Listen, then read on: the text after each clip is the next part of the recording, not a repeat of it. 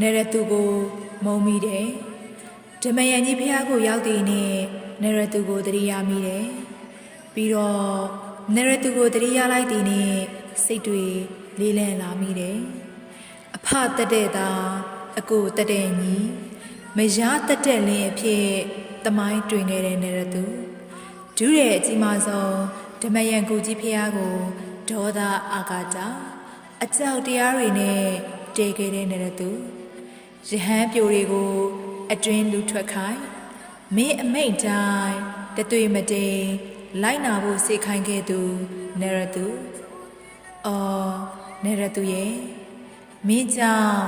တက်ကရီ929နောက်ပိုင်းကာလမှာပကံဟာတိတ်ကိုမှောင်လွန်ခဲ့တယ်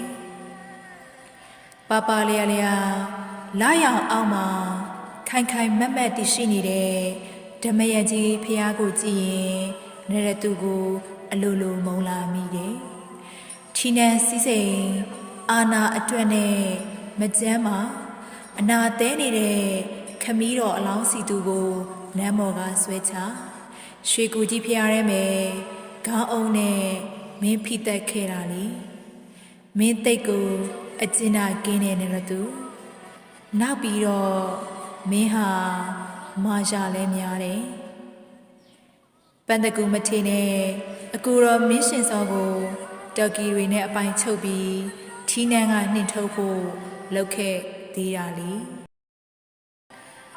ပန်တကူမဟာထေကိုမင်းပြောခဲ့တဲ့စကားတွေမင်းမေ့နေပေမဲ့တမိုင်းကမမေ့ဘူးဘာအကူတော်ကိုပခုံးနဲ့ထမ်းပြီးနန်းတင်မယ်ဟုတ်လား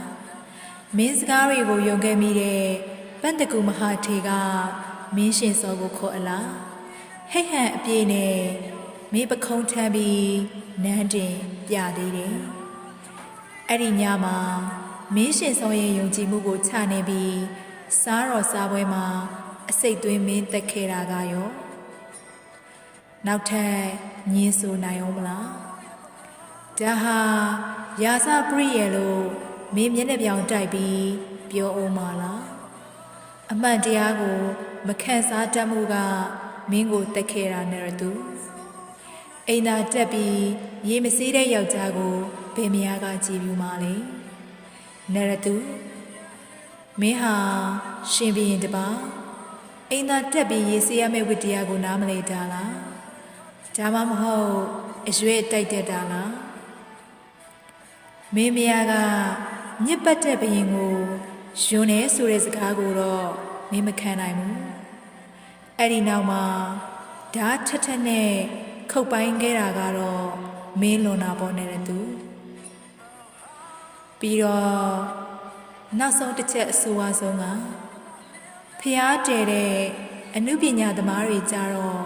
အုံနှစ်ချက်ကြားအထိုးမရအောင်စစ်ဆက်ရမယ်ဟုတ်လားနေတဲ့သူမင်းအာနာမင်းအမိတ်အောင်မှာလက်ဖြတ်အသေးသက်ခံခဲ့ရတဲ့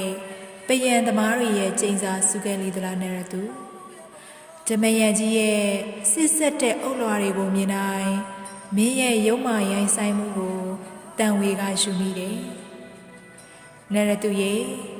ငရဲကလာတဲ့အောက်ဆီဂျင်ကိုတဘွားစာရှူရင်မင်းမောက်မာခဲ့တယ်ရောက်ခမတော်ရဲ့တန်လျက်နဲ့မင်းတည်ခဲ့တာဟာတကယ်ကိုဝေးလိုက်တာပါတရားနဲ့ဖြေကငရဲမှာပြပြောနေပါတော့ကွာမင်းရှူသွင်းခဲ့တဲ့အောက်ဆီဂျင်တွေဟာငရဲကလာတယ်ဆိုတာအခုမှမင်းနောင်တရအတိမဝင်ပါရဲ့လားအဖကိုတက်တဲ့သားအကိုကိုတက်တဲ့ညီမယားကိုတက်တဲ့လင်းဟာဟောရီဓမယန်ကြီးဖျားဒါရကားတယ်ဘာပဲဖြစ်ဖြစ်မင်းကိုငါမုန်းနေရတူဒါဟာရှင်တွေကလာတဲ့စကားတခွန်းဖြစ်လိမ့်မယ်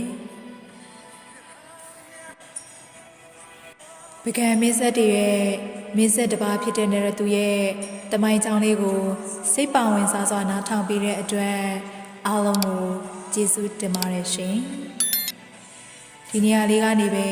နှုတ်ဆက်ချင်ပါတယ်မင်္ဂလာရှိသောနေ့ရက်အခါသမယသည်နောက်နှစ်ပေါင်းများစွာတိုင်အောင်တည်ရှိပါစေ